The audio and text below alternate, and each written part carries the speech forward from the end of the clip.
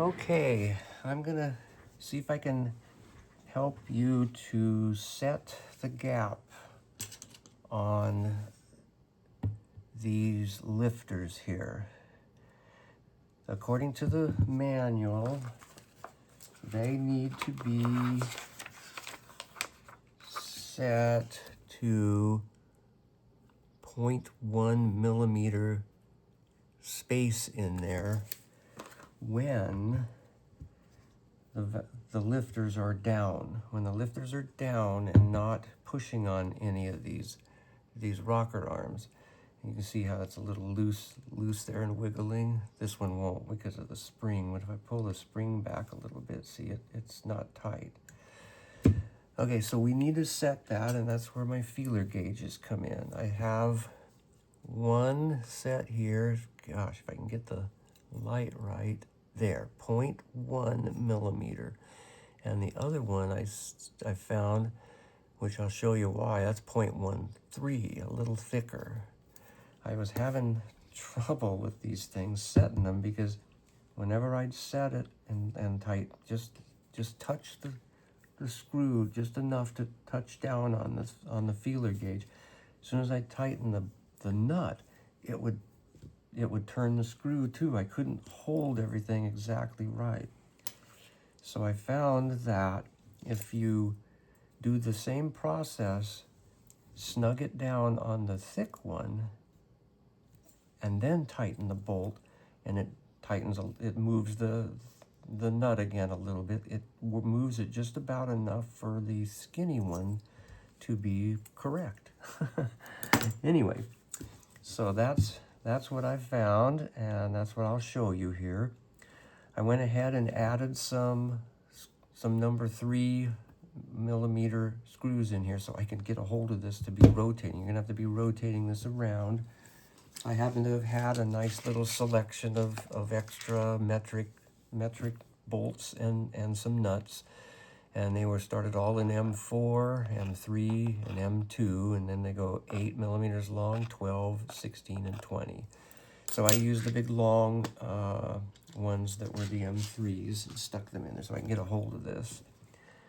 And just so I don't rotate it in the incorrect direction, which I'm always rotating it in the direction that it's going to run.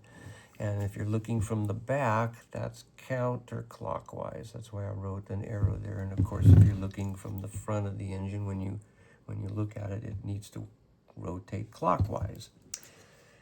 Okay, so I originally thought that, you remember when we put this together, we put the camshaft in, we aligned the crankshaft with the flat up on the top. The top of the shaft had the flat and it was horizontal. And the same thing with the camshaft. The top of the flat was horizontal, and then we put the gear in. And I could see the piston was completely up right here. And I thought that was top dead center of the compression stroke. But in a sense, I don't believe it was, okay? I think it's when the crank is 180 around. The instructions say, which the only reason I'm going through this is because it's hard to know for sure when all of these lifter rods are in the down position. Sometimes they could be partially down, sometimes they can be partially up, which you can see on this guy, he's longer than this one. So he's up a little bit, but I don't know whether or not that's fully down or not. And the same if I look at the other sides. I've got a couple that are up and some that look like they're down. And that one looks like it's halfway between. And anyway, the only way to truly know if they are down is when you know that these have to be lifted in order to be on the compression stroke, because these have to be sealed off, the exhaust and the intake, before the piston coming up will compress the gas and air before it fires.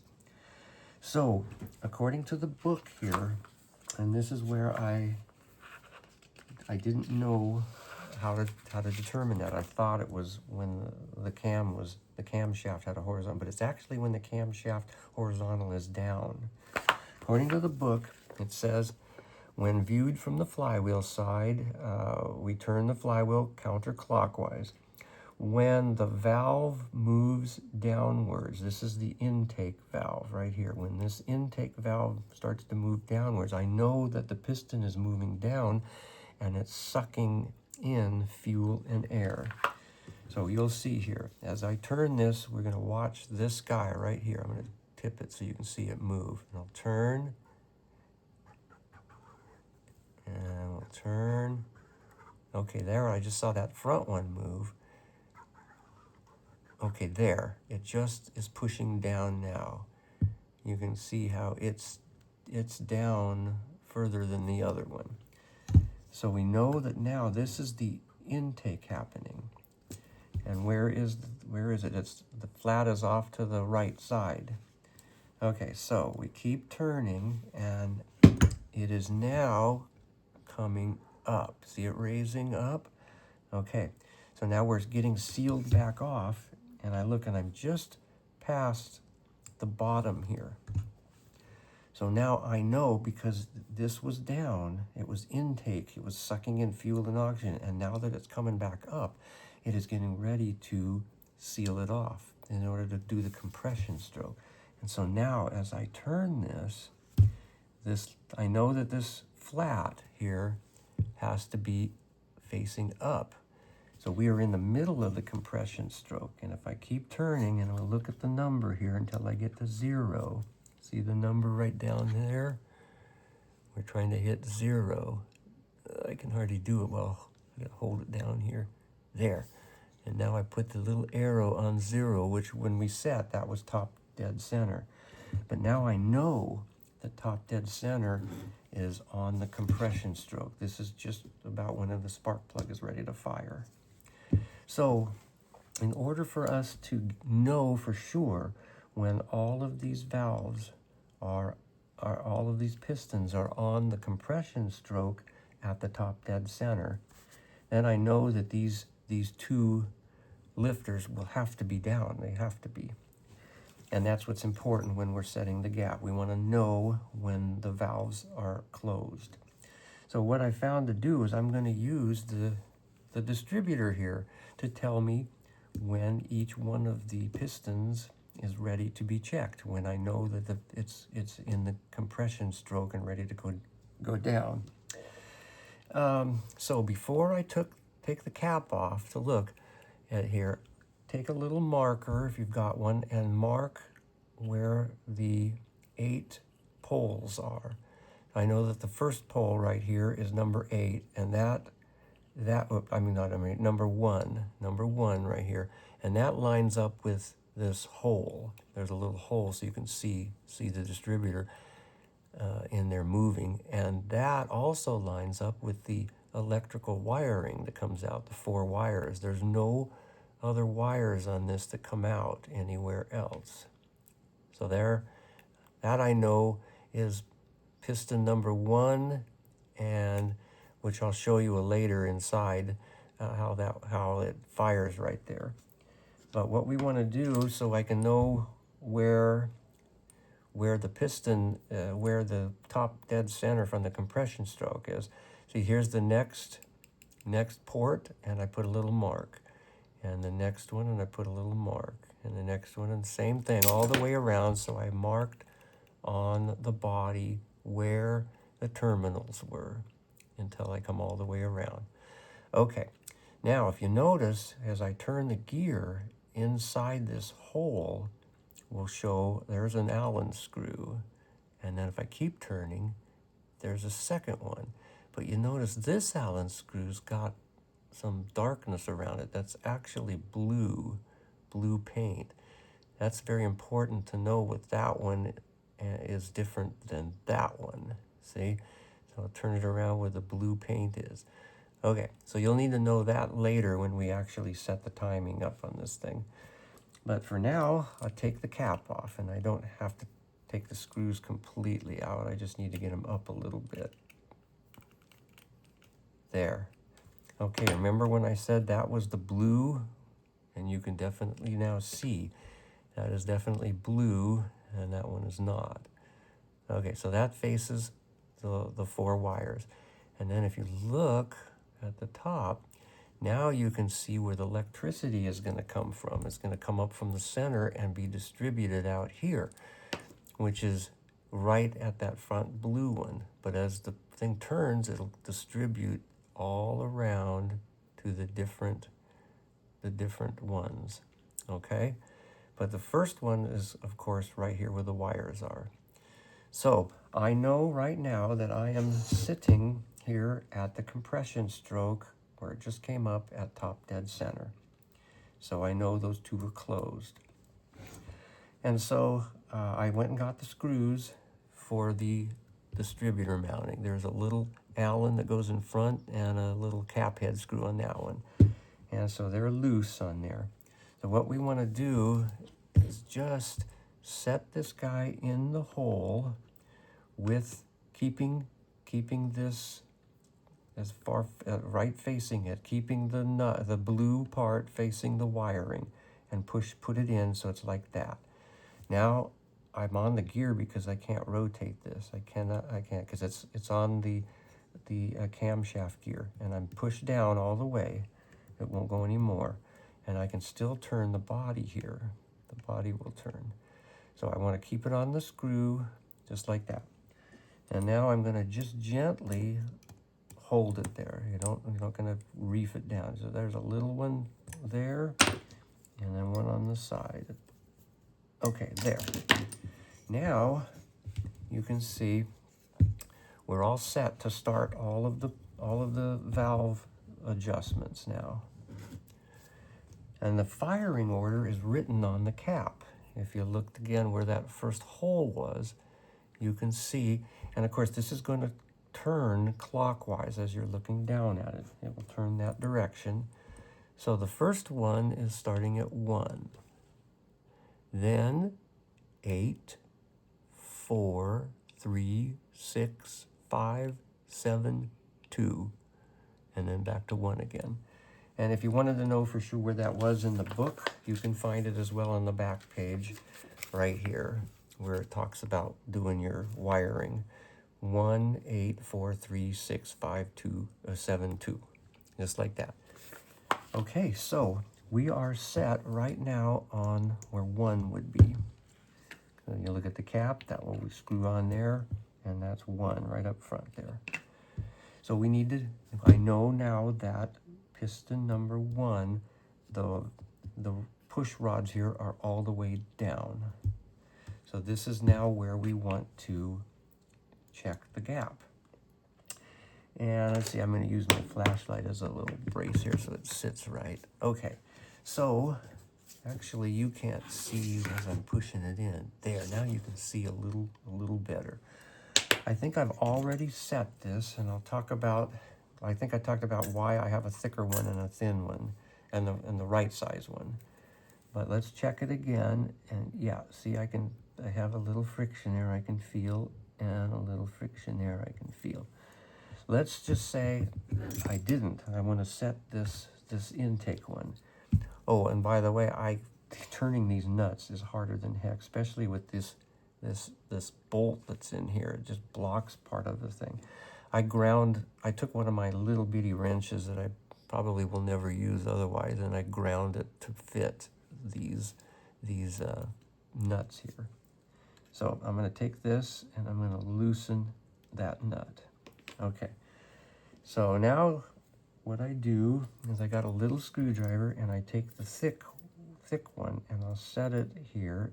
Yeah, see, it already is loose from undoing it. And I don't want to crimp it down because you're pushing on the thing. What you want to do is just as soon as it touches it, as soon as that screw lifts this thing and touches, you know, this rocker touches down, and you can kind of feel it too there, and it's there. See, it drags the engine a little bit when I push it, pull it. Okay, so now that that's there, I can leave that there. I'll come over here, and then get that nut down, and then I'll tighten it. And what I found was, if I do this with the real one, with the right size, when it turns as I tighten it makes it the screw go down as well. So here I am with the thick one, and then I pull that one out after I've tightened it, and the thin one then is just right. It just makes a little friction fit, just like this one. Just like that. And that's how I do it, because I found out that you'd be fighting it otherwise. There, okay, so I got the nut tight. So now, the next one in line, I don't even have to look at the cap if I just have the book here and get to that page. Oh, I guess I was already on it. There, I'll just set it up here for everyone. Okay, so the next one is piston number 8. And you always count as if you're looking at the front of the engine. 1, 2, 3, 4, 5, 6, 7, 8. Or it's 1, 3, 5, 7, 2, 4, 6, 8. So this is the next one we'll do. But in order to get there, I've got to crank the engine until this gets to here. And then I know I'm on the top of the compression stroke. There. So now I'm ready to do cylinder number 8. And those. So we'll lay it down again. And I've already gone through some of these, but let me recheck with the right one here, because they changed. That's a little on the loose side, and that feels not bad. So let's do the loose one here. Let's see if I can find the nut and get to it. It's so difficult. These things are tight. There, I loosened it. And now we'll put the thick one in, because it's really easily moved, or easily slides there. And now I've just got a little friction on it, and then we'll tighten it up. This is a little awkward for me, but I'm trying to get it so you can see here. Oh, let's make sure I've got it tight. Yeah, down there. I'm gonna have to move it because I can't see down there. So let's put my spacer down underneath there. Let's put this back. Yeah. And then we'll tighten it up. There, now I was able to tighten it. And then we'll check it. Oh yeah, see, that's perfect. And that's good. So that's what you gotta do with all 8 of them. So the next one is piston number 4. And so I've got my mark on the rotor here, and I'll just turn it until it gets there. Now I know number 4 is on the compression stroke, top dead center of that. So we got 1, 2, 3, 4. So we'll be over here on this one, and I can see that they're not bad. Let's check them. Turn that around. Check with my one. Oh yeah. Oh yeah. Okay.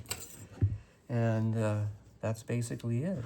That's how you will set all of these, and you will probably have to redo it again after it runs for a little bit, because these things will have to kind of loosen up and so forth. They'll have to, get some movement and some wear, and maybe even polishing themselves. Because right now I've noticed that I can set one, crank the engine around like that, come back, and it's not exactly the same every time. So I think breaking it in will help.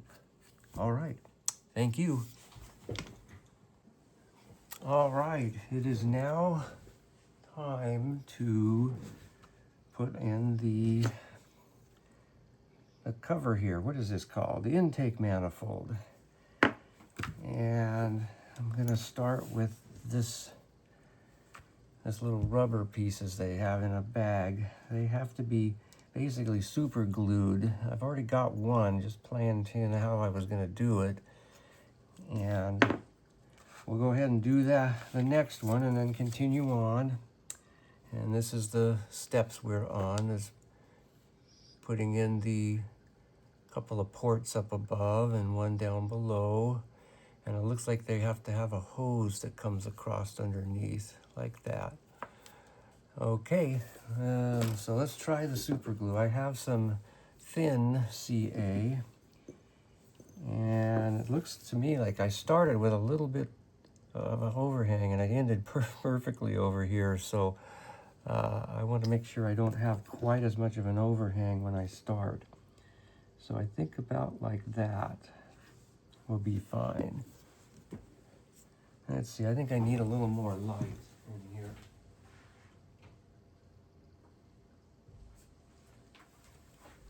Okay. The way I did this was I was able to hold it and then just let a little bit of it out. It's thin stuff, so it comes out pretty quick. There.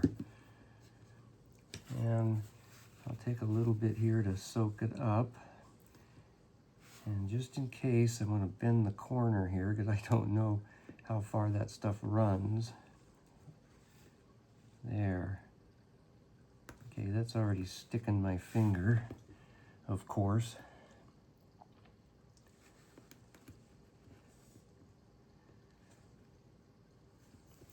Doesn't look like it's stuck very good. Let's try a little bit again. There. Ooh, that really sucks it underneath when it goes.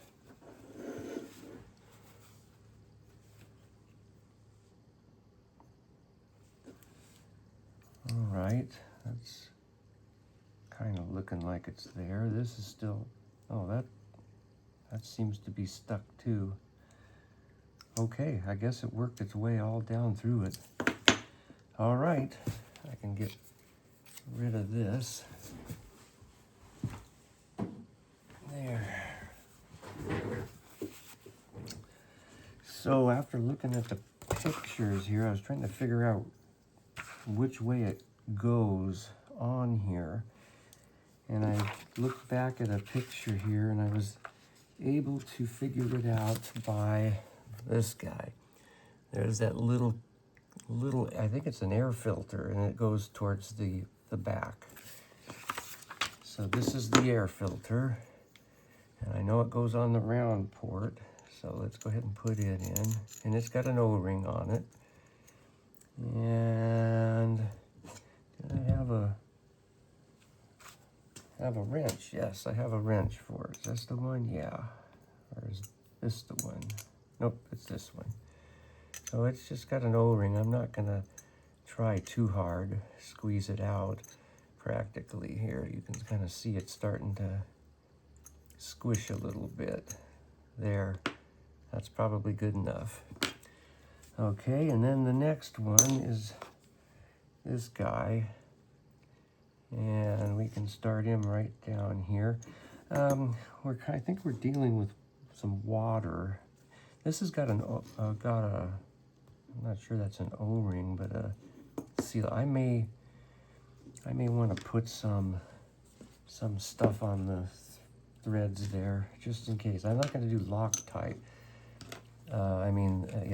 Thread locker, but I am going to put this RTV down that I cut another side on.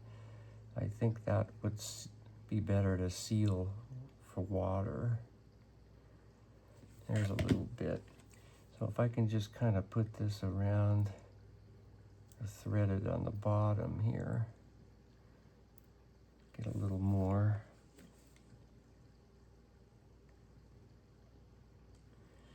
That's probably quite a bit. Let me take some off of there. Okay. And let's come around over on this other side. There. Okay. Wipe that off. See if we can start this, and it's supposed to face outward. I wonder what those other holes are for. Oh, well. You can see what I'm doing here. I'm going to try to hold it from turning too much.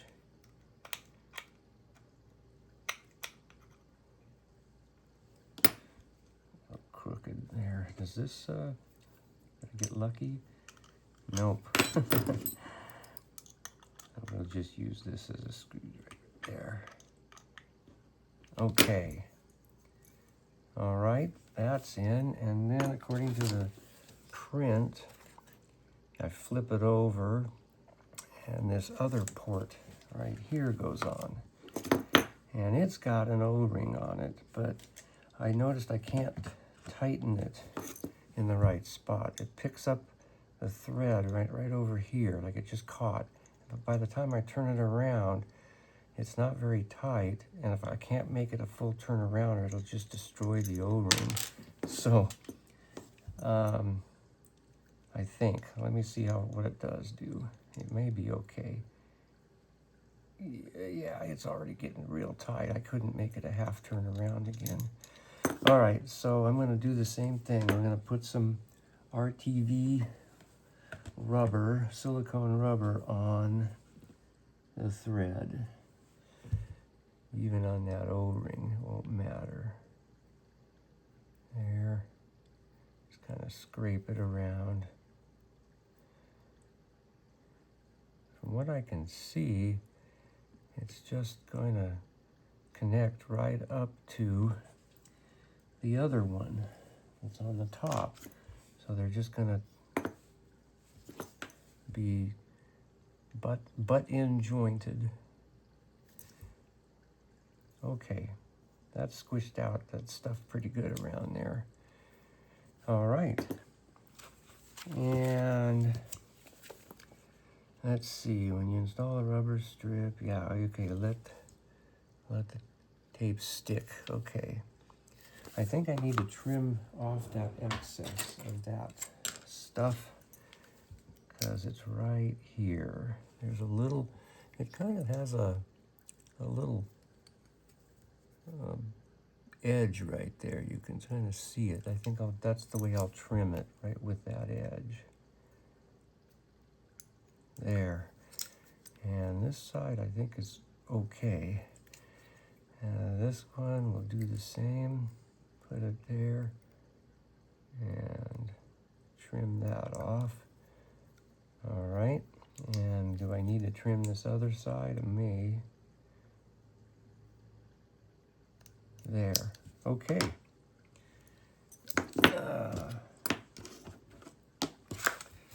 So now I need silicone tube. Cut the appropriate 3x6 silicone hose that comes in the package. Let's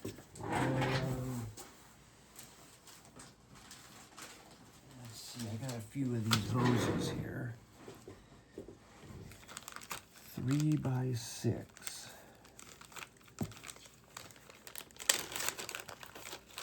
Now let's see here. Let's pull some of these out. This one doesn't feel like silicone. These are silicone. So 3, 6 is probably the OD. What is this?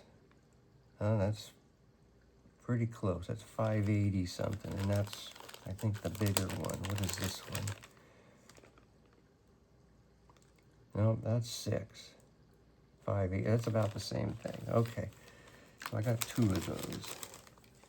And I think I also need these zip ties, because I think you're supposed to zip tie it when we assemble it. Okay, I'll put one in there.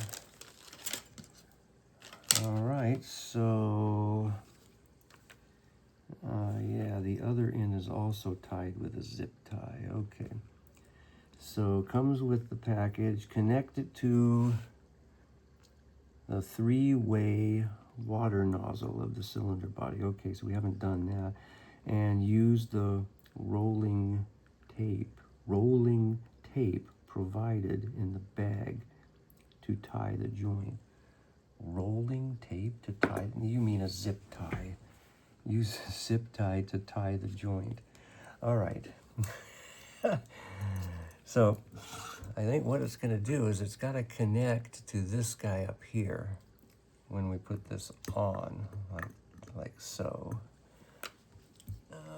Yeah, how is that fitting? Okay, boy, it just barely makes it, but it does make it.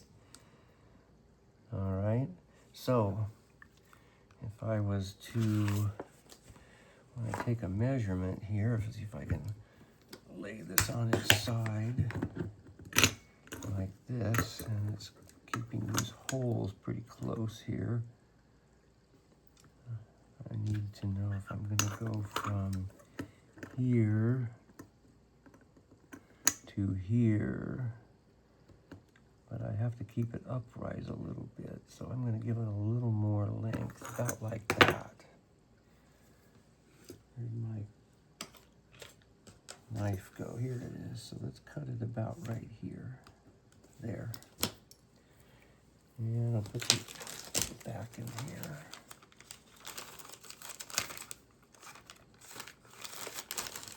Okay. Oops. Thing just keeps a spinning. So if I was to put this on here, like so, there. I think I'll have to set this aside, make sure that RTV dries. But meanwhile, let's see about putting a zip tie on it from underneath here and around. Everybody can see that. Actually, I'm gonna see if I can't put it together first to be a little easier. Get it so the notch takes a hold. First one, there. And then I should be able to slide it on, slide it down underneath, like that. I want to keep it in the middle. If I can keep it in the middle. Oh, there's a screw right underneath there. I may not be able to keep it in the middle.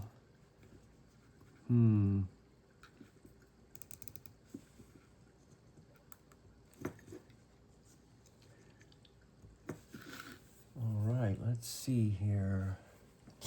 Here's my needle nose.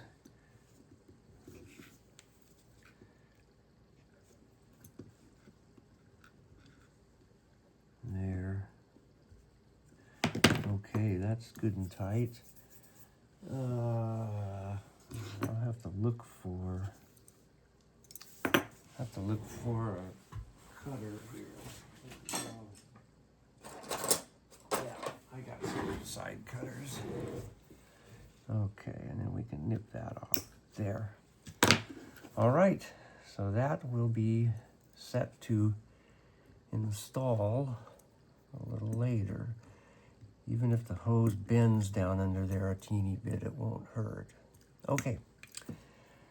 All right, that's it for this video.